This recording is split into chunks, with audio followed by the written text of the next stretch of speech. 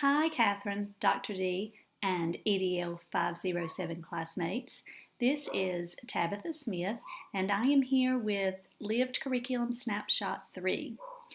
As an assistant principal and testing coordinator for the school, this week's topic for this discussion was clearly obvious.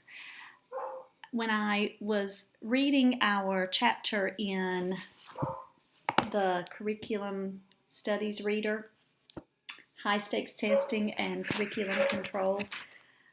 Again, I'm one who annotates in the text. I underline, make stars, write my thoughts, oftentimes capitalized yes or when I want to think. And this chapter is marked up with all of those thoughts. Also tying in my observations that I am working to complete for the final round of this school year. I thought back to when I was in elementary school and middle school.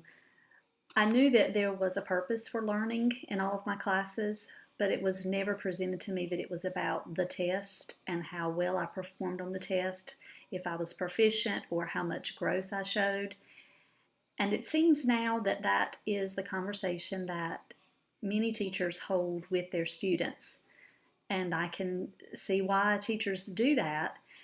They feel that their feet are held to the fire now through accountability measures and protocols within districts and the state and even nationally. But again, as I was a student, I don't even remember tests. I remember the California Achievement Test, but I don't remember any of the testing that is occurring now, such as the M-class testing, where they are screening for literacy development. And I know that I was informally and formally assessed in those areas, but it was in an authentic manner and not one that was stated as this is a test, you've got to do well, which is where I feel things are in many classrooms today. Some of the places that I starred in the text that stand out is how the changes in testing represent three types of control that high stakes tests exert on curriculum: content control, formal control, and pedagogic control. And somewhere else in the chapter, it states that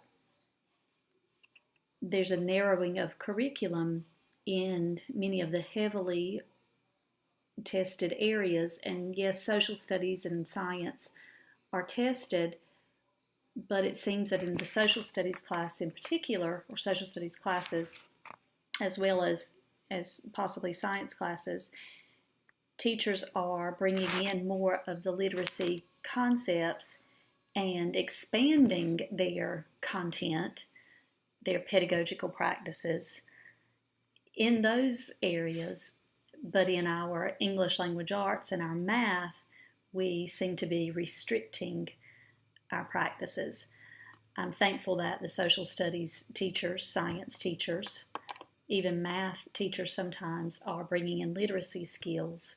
So in some of those areas we're making expansions, but in others we are definitely constricting or narrowing the curriculum.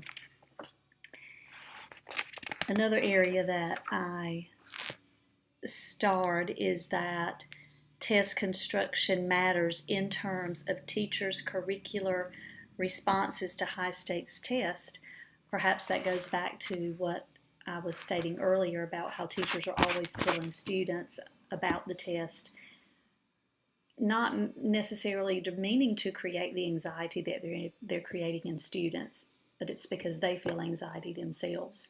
So as an instructional leader, formerly as a curriculum specialist and now as an assistant principal, I emphasize teach using your best instructional practices, assess authentically, make it relevant, but rigorous. I really don't want students to know when they are being screened that it's a high stakes screening, and I'm speaking about M-Class specifically, and then with EOGs, when we're reading selections, passages, making it relevant and meaningful and a learning opportunity rather than a ride or die. And I hate to use that, but that's basically how it feels. So this again is my curriculum snapshot, connecting testing from when I was a student to what I have seen it evolve to throughout the 22 years in education, and now as a testing coordinator slash evaluator in the classroom. I feel that I've seen it not from every angle, but from many angles. Have a good evening. Look forward to hearing from you.